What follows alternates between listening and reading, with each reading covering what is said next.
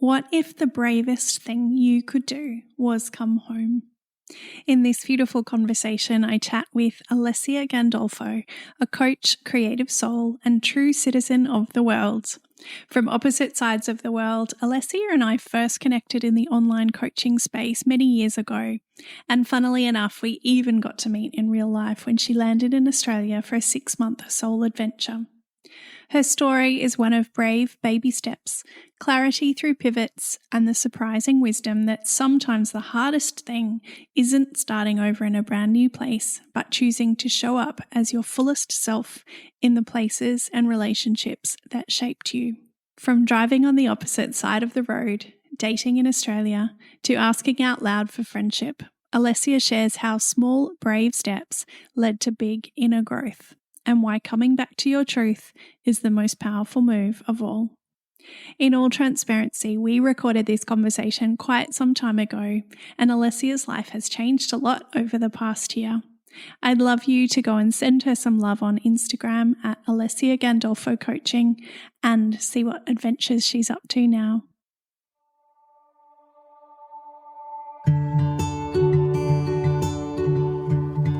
Welcome to the Light Seekers Lounge. I'm Annie Love, a coach, mum to all boys, and your host for soulful conversations about building a life and a business that feel good from the inside out. Here we talk about mindset, money, and what it means to keep seeking the light and finding joy, even when life or business feels hard. So sit back and settle in. I am so glad you're here.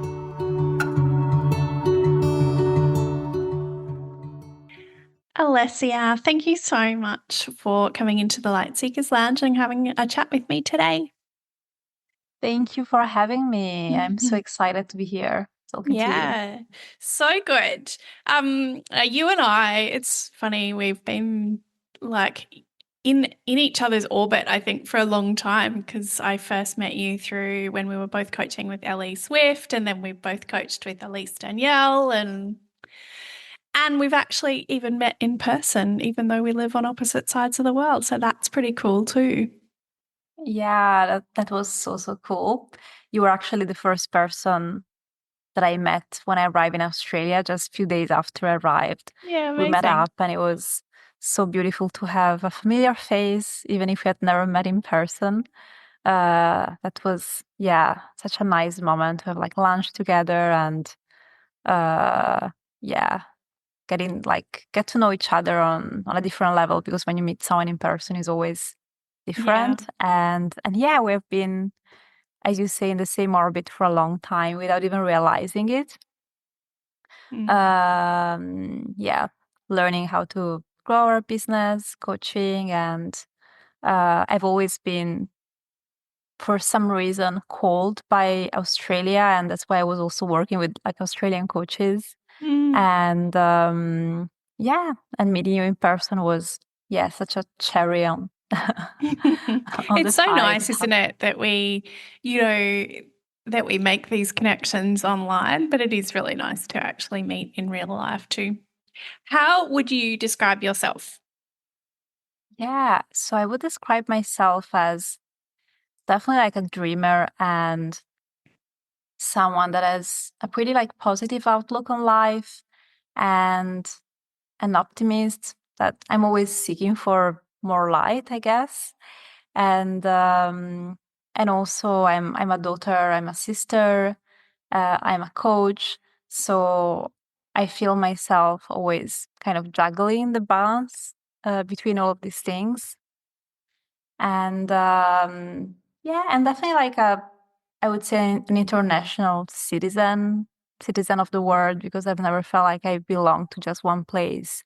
So that was a big part of my path, and a big part of my journey of self-discovery was finding myself through collecting different pieces from different places I have been to, and feeling, I guess, more connected to other cultures, other people, having this feeling of unity that came from that. Yeah, beautiful. You have lived in so many different places.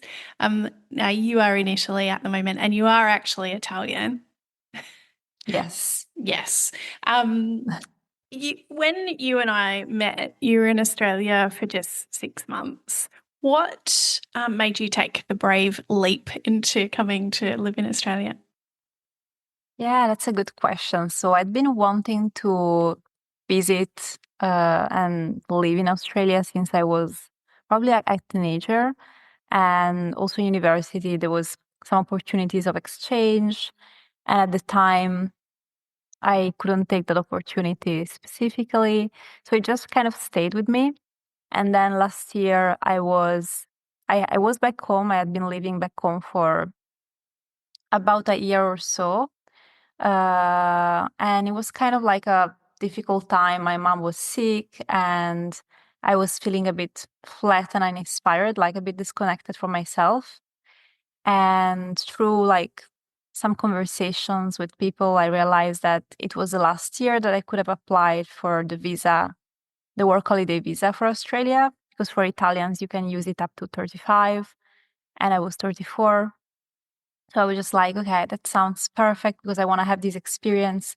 And at the same time, it's the last year I can do it. And I feel like this can definitely reignite my passion and also kind of prove myself that I can do it and I can, start fresh and build something and connect with new people and have that kind of experience and being in an English speaking country because I was missing that. So yeah, it was bringing a lot of different things together. So I took the leap. I did it, and I had planned to stay for about 1 year. I mean, I had said to my family 6 months, but in my mind was like 1 year. I'm gonna stay longer because I knew that I would enjoy it a lot. But then, funnily enough, I lived so much for that 6 months. I really squeezed in all the things I wanted to do and especially all the growth that I wanted to experience. And then I realized, okay, if I stay longer, the risk is that I'm going to stay much longer and maybe live here for a longer time. And I felt like I was just too far from my family and I wanted to be closer to them and, live my life closer to them. And I also realized that probably the biggest challenge for me was leaving my truth back home next to the reality of family and all the challenges that come with that. And it was much easier for me to do it elsewhere, but the real challenge was to actually do it here. So I took the leap back to do it, and now I'm here and I'm navigating that experience and that challenges, which, funnily enough, for me are harder than just starting fresh by myself somewhere else where I can just do whatever I want and I can just step into that identity much more quickly. So yeah, it's kind of a reverse story that happened there. Yeah, and that's interesting, isn't it? And they're beautiful insights. And I think you're so right. Like it is easy to reinvent yourself and be whoever you want to be when you're in a new environment, but it is much harder when you've got that history and the conditioning and everything that is surrounding you from your, hometown and your place of origin and your family of origin. So I imagine that there are some interesting challenges that come up coming home. Mm-hmm. Yes, absolutely. Yeah, that's exactly it. It is. I mean, it's in both cases, obviously, you have challenges, but I think for me, because I had lived abroad a lot, I kind of knew how to face that kind of adaptation and discovery and challenges. So for me, ironically, the fact of being back as an adult and starting life here as an adult is much harder than do it elsewhere. Tell me some of the brave things you did while you were living in Australia. I know there was a long list. Yeah, there was a long list, and I actually set a mission for myself to take the next brave baby step every single day. And that was something that I had set for myself at the beginning of the year because I knew that I wanted to push myself to be braver and to get out there. So one of the first things that may seem very easy for someone else was getting a car and driving. And I've never been like a very confident driver. And the fact that obviously I had to drive on the other side of the road was an extra challenge. And I did it. I got a car. I actually took some driving lessons. I started to do it, and I drove all around the Gold Coast like all the time, and that was like a massive moment of pride because I literally never thought that I would be able to do it. It was one of my biggest, maybe, yeah, one of my biggest challenges. One of the things I was more scared about. So that was one. And another one was I wanted to look for some like local jobs, do something there that was next to my business. And I applied and I did a bunch of things, and that felt again really exciting because again, this is something that maybe kids do when they travel when they're 20 or 19 and they embark on an experience of doing a lot of like unexpected different jobs and different things, but I didn't do it. When I was that age, I was like studying, and then I went straight into corporate doing internships. So I just went that route straight away. And I kind of missed that experience, and I wanted to do it because I knew that it would give me something different, and it would give me, yeah, a different approach to life and experiences, and just put me in contact with new people and create relationships and do something that is not necessarily so intellectual like what I've always done. So that was interesting. And I also dated a little bit. I went on the apps. I met some people there, which was also like really, really insightful. And yeah, that was really insightful. And also like I met some great people actually. Yeah, good. Some great I'm guys. actually So a I little had bit terrified about what you think of Australian men, but yeah. Honestly, the people I met were all like pretty yeah, I would say like pretty grounded and respectful. And yeah, I was surprised by that as well. But I think it also comes from where you're at in your life and what you put out there. So I think I was quite clear in my energy around what I wanted to attract.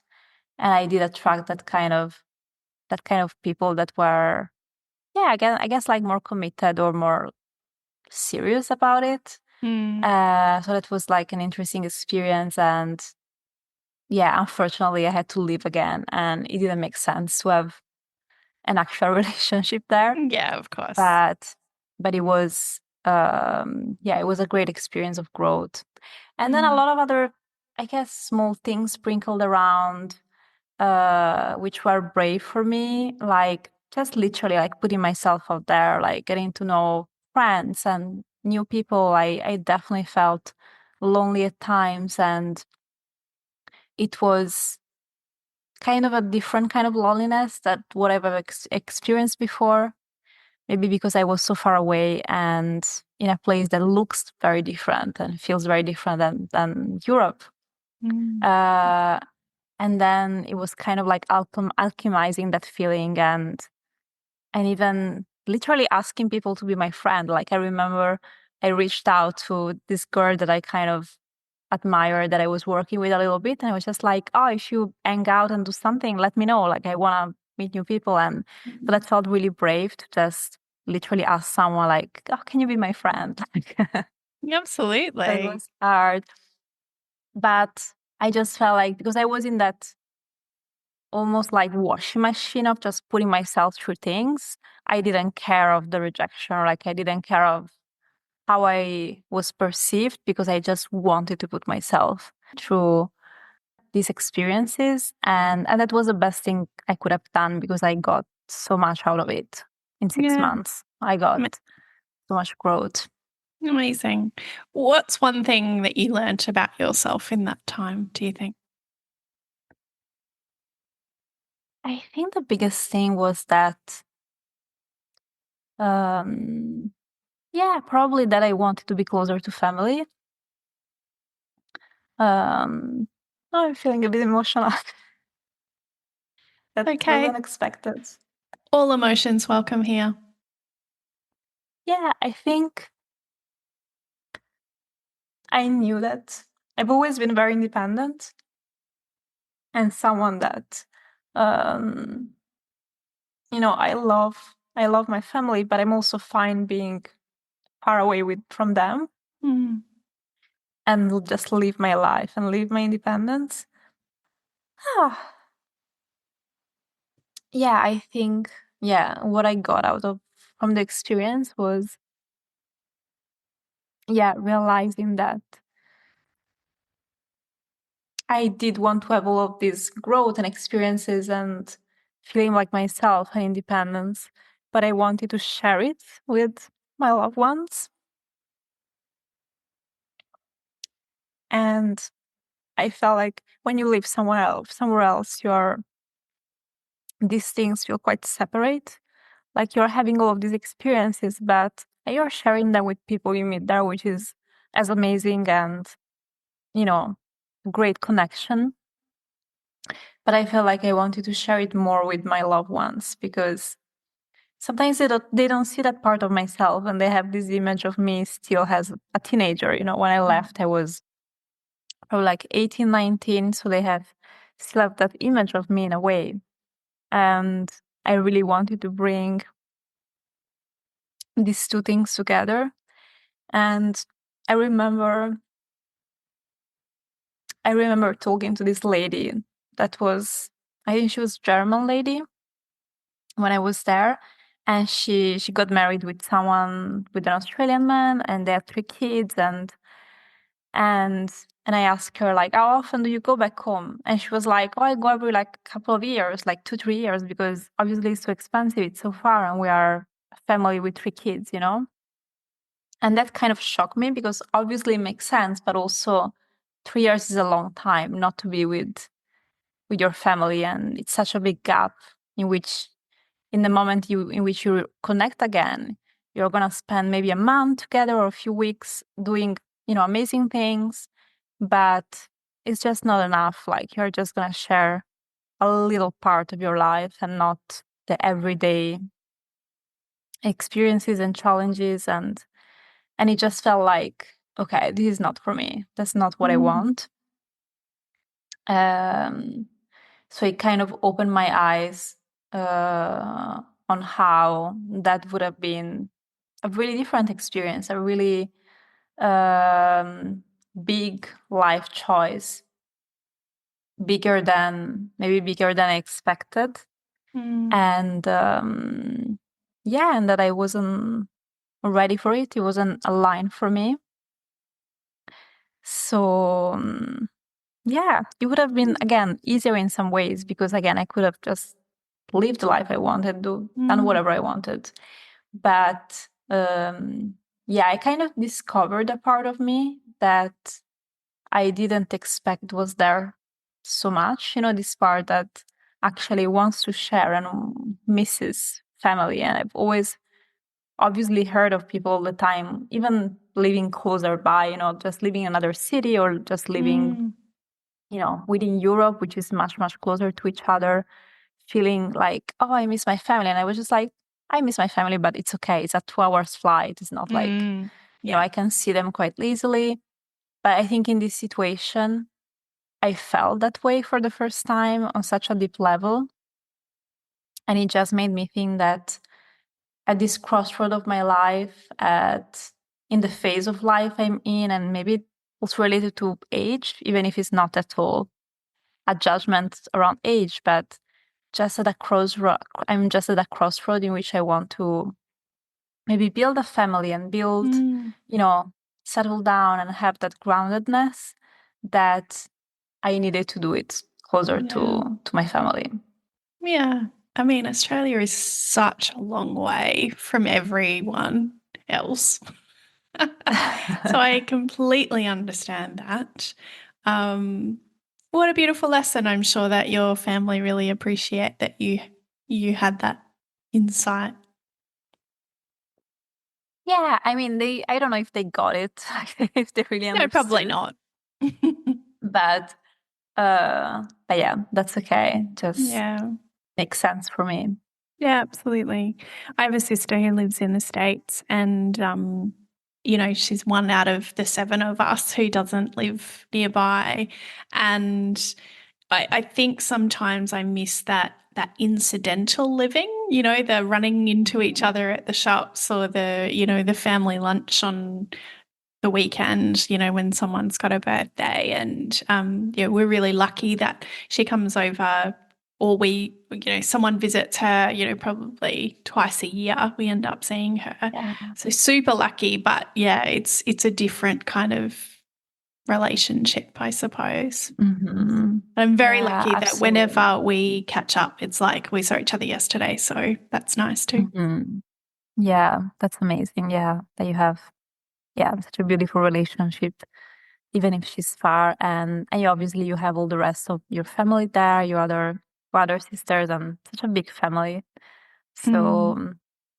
yeah, it's like sharing continuously Yeah, yeah, absolutely. live.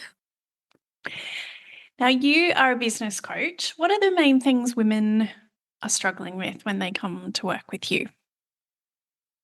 Yes. So very recently, I made this pivot myself within my business, and I've been coaching for almost a decade, so it's been pretty long time. And it started with career change, people changing directions in their career, and I realized how passionate I was about pivots within businesses. So how businesses evolve and change.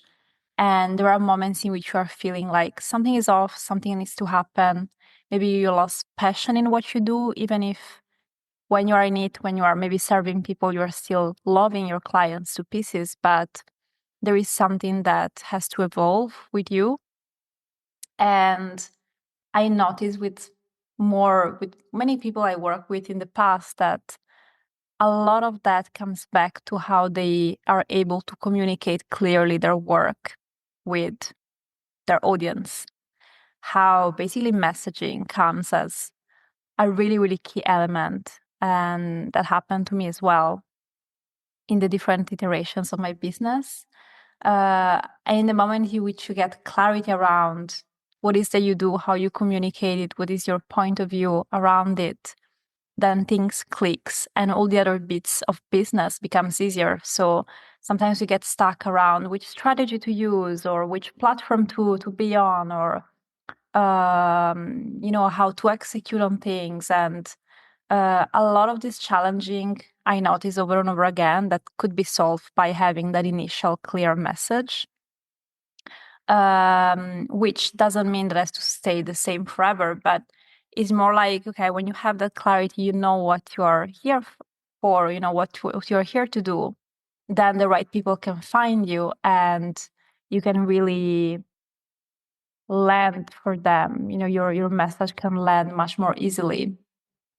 So so I'm focusing much more on that at the moment, and I'm really excited about it. And again, I can see how finding that clarity can give a sparkle of passion back for people, because they Absolutely. suddenly know, like, oh, I have so many ideas now, or I know exactly what to talk about, what to do, who to talk to, and the kind of person I want to serve. And I feel that's incredibly powerful and can really set you apart from other businesses which are doing similar things, and I'm especially passionate about people that have businesses which are kind of difficult to explain because they are very intangible. Like, I loved working with creatives, with artists, with healers, with some kind of coaches that, again, don't have a transformation that is very black and white. In business, we often hear about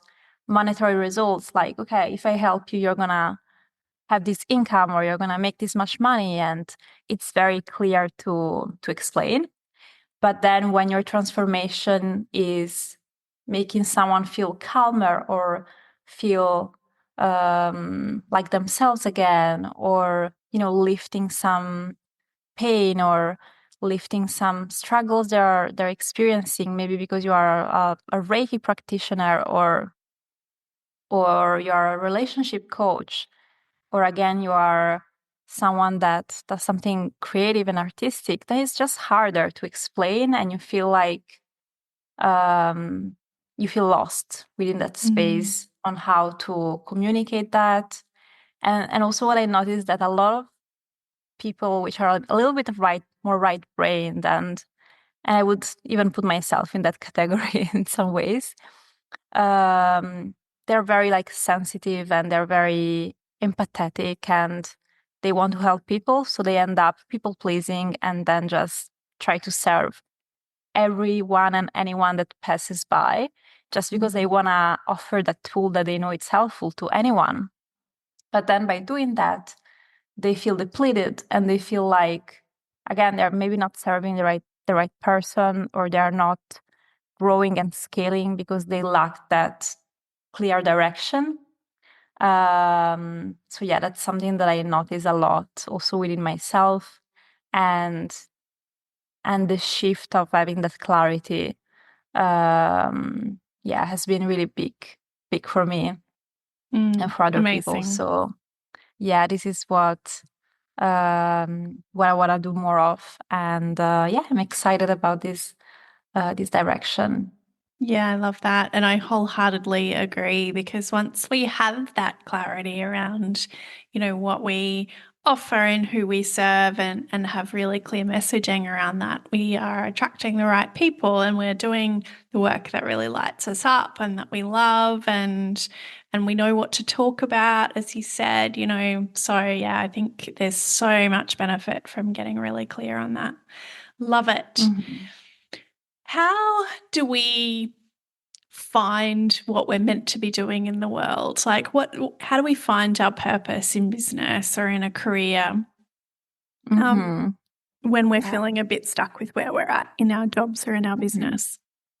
Yeah, I love this question, and it's a question that I've been working on for probably the last decade, and one of the aspects that I love coaching people on the most. And I think it comes back to, first of all, demystifying a little bit the topic of purpose, because it feels so big and so overwhelming and such a big word, and we expect it to be some groundbreaking action and some groundbreaking business or career that we need to have to do it. So first of all, I bring it down to the fact that at the end, purpose for me is just living in alignment with who you are, your truth, and feeling good with that. And you can detect when you're feeling aligned versus when you're feeling scattered or just like not yourself. And a question that I often ask people is, and again, this may feel scary at first, but it doesn't have to be, is like, what is the contribution that you want to provide to the world? And is there any cause, any topic that you feel excited about or you feel angry about that offer you, like the chance of contributing in some way, in your own way? So having met a lot of creatives, some of them, they're like, the answer for them is just like, oh, I want to bring more beauty to the world. But that feels very abstract and very even superficial. But it's not. Obviously, it is not. What would the world be without beauty? It would be a very boring place to be in. So through that is like finding, okay, maybe that's what you want to contribute on. How do you do it? What are the tools and the skills you have available, or maybe that you want to acquire to do it?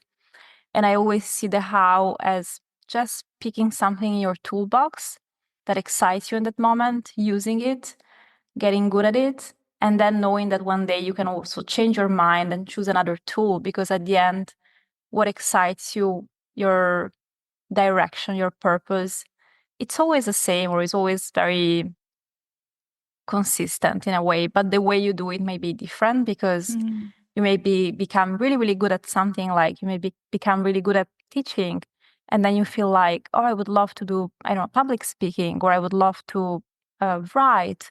And then you develop that tool and you use it.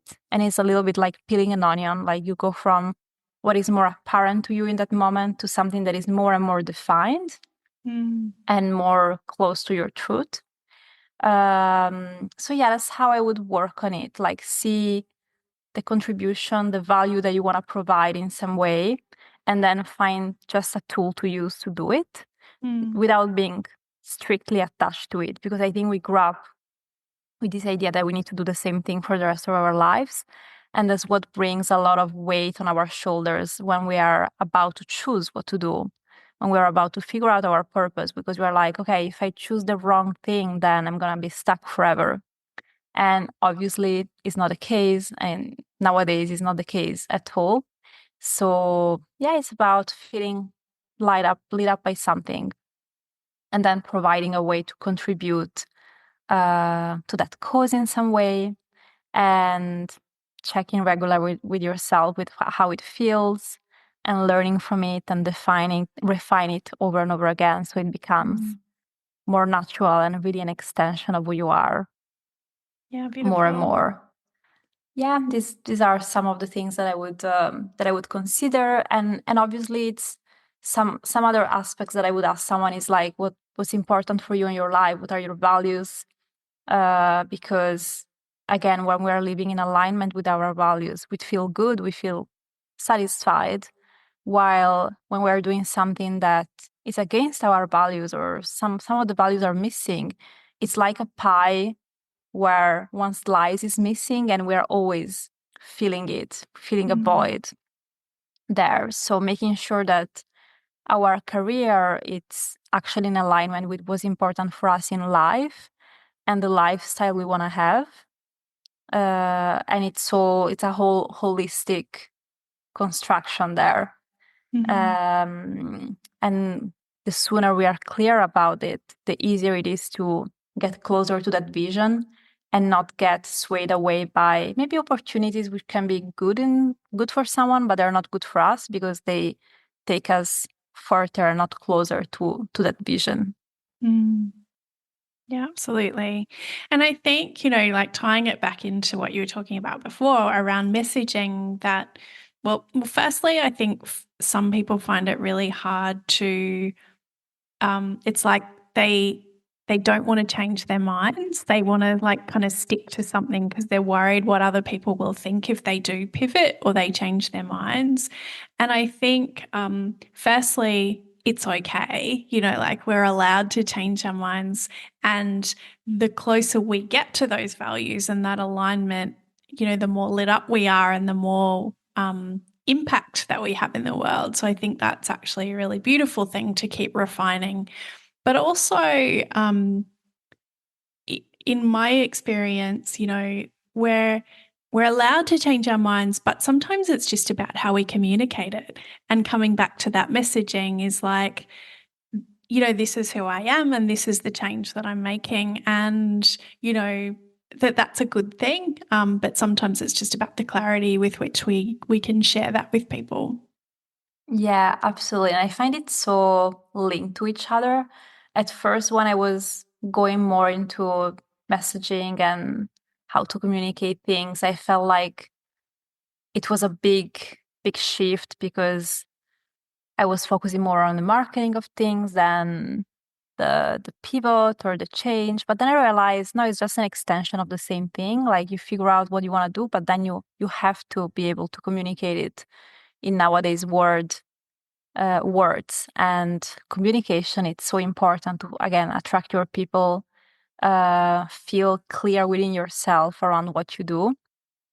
And many of us have such a big inner world, and we have so many ideas and we have so many layers to us that we find it hard to communicate it and decide what to say about it because we are multi-layered, multi-passionate people. But actually having clarity in your career around what you do, it's not a way to limit yourself. It's just a way to get in touch with the right people and then bring them the whole of you, bring them your whole personality and your whole set of skills. So this is, again, something important to say, that is not a way to reduce yourself or put yourself in a box and get stuck there in your business. Is actually the opposite. The opposite of that. And it can be really helpful. Well, I think it's really helpful to have somebody else to bounce those ideas off and to help with that clarity, because one of my favorite sayings is that you can't read the label from inside the jar, because sometimes when we're so in our own stuff, we can't see it. We can't see our own magic a lot of the time. So it's really helpful to have a coach or a friend or a colleague that can go, hey, have you thought about it from this angle? Absolutely. I love how you explain that. I'm going to steal that. You can't read the label from inside of the jar.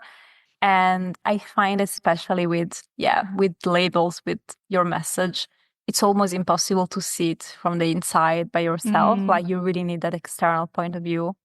And I think that's why a lot of people get confused and get lost in that, because they feel like, oh, I'm already doing it. I'm already talking about my work. I'm already sharing, the tools I use, or the modalities, and the way in which I helping people, but it's not as clear for others as it is clear in your head.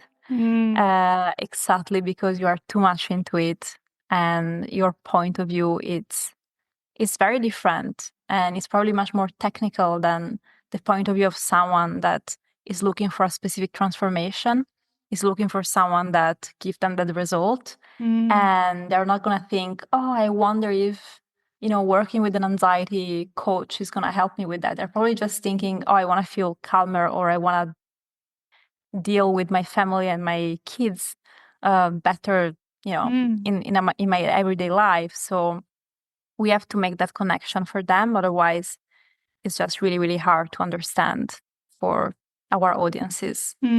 100%. So, questions that I ask all my guests: how do you find joy when life feels hard? Yeah, I love this question so much. I would say in the last couple of years there were definitely a few hard moments to go through. And I would say joy is really in the little things, which is probably a cliche, but I find it especially when I have a moment of connection with a loved one, or with, whatever interaction I'm having. And I feel like when you open your heart and you're just expressing how you feel, you create that bridge between the two people, and you find that sparkle, that that you feeling human, basically, that moments of humanity. And maybe you have a laugh about something, and you make the problem that you're feeling like much more manageable, because you just realize that it's not as big as you thought it was, or it's not just a big deal. You can solve it because you're not alone, and you can talk to someone. So I guess these moments are the ones that always stick with me, in which I feel joy.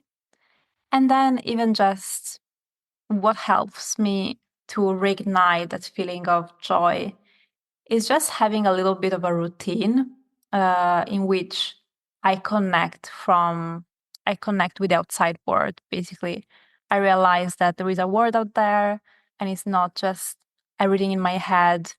So going for a walk, looking at the sky, looking at the sea, like I live on the sea next to the beach, just wakes me up from my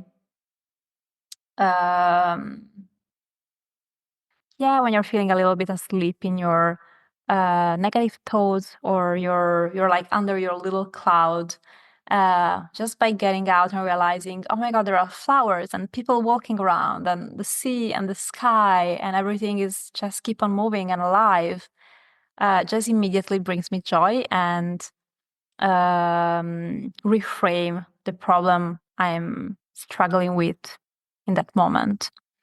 So these two things, which are both about, again, getting out of yourself and connecting to life and to nature and to people. Beautiful. Do you have any particular kind of self-care practices that you do on a regular basis? Yeah, I would say that there are a couple of things that really help me and that I bring with me wherever I go. And one of them is actually moving my body, especially outdoors. So if I have access to, being outside and going for a walk or a run, I've never considered myself a runner, but lately I just enjoy going for little jogs and feeling my heart pumping and my body moving that way feels really good. Feeding my mindset through affirmation and scripting. I've been doing scripts for years and years. So it's a way in which I write about my month as if it has already happened and as if everything has gone well.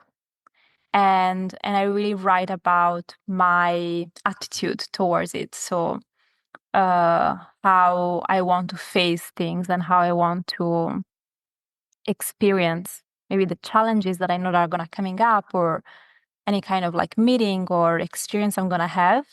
I try to tune into the best version of myself and how she would act. And that has been, yeah, kind of like my secret weapon or something that I've been doing again, especially since COVID. I've been doing that a lot, and then I read it every day. So I write it once a month, and then I read it every day, together with a couple of affirmations and gratitude. I have a gratitude journal, and all of these things take literally like 5 minutes in the morning, but they really set me up for the day. So I'm finding that I'm someone that definitely can struggle with some anxiety and some like my mental health is not always top notch, is not always super stable. So I find these practices to be very helpful and very quick to do. And yeah, I would say these are the main ones, like getting up early when it's possible, when I can, helps me a lot because I'm definitely a morning person. I'm not a night person. So if I can use the morning, which is the best part of the day for me, to do the hard tasks, to do the brave tasks, then that feels much, much better. And finally, I would say taking baths. Like I really like baths. They just feel so nurturing and relaxing, and especially if it's like in the middle of the day, it feels very indulgent. Very indulgent. Yeah. Awesome. Do you have a quote or a mantra that gives you some motivation or inspiration when you need it most? Yeah, I would say that the word of the year for me has been you can do hard things. And it may not feel the easiest or maybe the most uplifting one to some people, but it just reminds me of my strength. And especially if you are going through a period of time in which you are feeling a bit flat and like losing confidence and not knowing if you are able to do the things you dream to do, just reminding yourself that you can do hard things has been very powerful. And it's a little bit connected to what I was saying at the beginning of my mission of doing one small brave baby step every single day. It's just, again, reminding myself over and over again that I can do it and that I'm a brave person, and the results and the transformation I got out of it has been immense. So I feel like that has been really, really helpful for me this year in particular. Yeah, beautiful. Because it is a muscle, isn't it? You know, we have to flex that muscle of doing things that feel stretchy and out of our comfort zone. So, yeah, I love that. I have a Mama Love mixtape on Spotify, a playlist actually. It's not a mixtape, but run with me. What song can I add to it for you? Yeah, I was thinking about an artist that I go back over and over again, and is a British artist called Tom Misch. I don't know if you know him. He's a very young artist that does a mix of like electronic and soul jazz music, and I really like everything that is like jazzy and soul. And there is a song called Crazy Dream, which is probably one of his most popular ones. And if I feel sad or if I feel like I need a boost of energy, I just put it on because it just takes my mind through a lifestyle, through a feeling of just which I really much connect to these artists, which is around simplicity and going with your bike around town or running through the fields, and just feels very wholesome and very uplifting and in a very simple and accessible way. So yeah, Crazy Dream, it's a good one, but all of his songs are really, really good in my opinion. So I recommend it. Yeah, I love it. I actually have never heard of him. So Tom, Tom, and Mish, yeah. Misch. Is that right? Yeah, exactly. Yeah. Yeah, cool. Fun. I'll have to look him up. Beautiful. What are you working on at the moment, other than settling back into home? Yeah. So I'm definitely working on this new iteration of my business, and I've recently decided to fine-tune my niche and my messaging. So I'm working on talking more about it and sharing more about it in my content and having more conversations with people, because I feel really lit up by having conversations and discussions. Like running a business can be quite lonely sometimes. And I feel like the best thing I can do right now, which again feels right for me, following my intuition, is connect, talk, share this message with more people, collaborate, and just see what comes out of it, Yeah, beautiful. And keep on serving like my one-on-one clients. Like my focus is working with people one-on-one. So helping more people around figuring out their work and how to communicate their business out into the world. So yeah, especially for, again, creative healers, coaches that find it hard to express their transformation. That's my area of focus. And working with more people individually, I think that's where magic happens, because as we were saying before, it's really hard to just do it by yourself and see it from the inside. So guiding them that way. Yeah, that's amazing. kind of everything I'm doing right now. Yeah, beautiful. And how do we find and follow you? Yeah, you can find me on Instagram at Alessia Gandolfo Coaching. That's my handle. And I have a website, which is alessiagandolfo.com, where you can find everything about my coaching. And I have a lot of free resources there, also related to career change and business and finding your purpose and all of these juicy topics. Beautiful.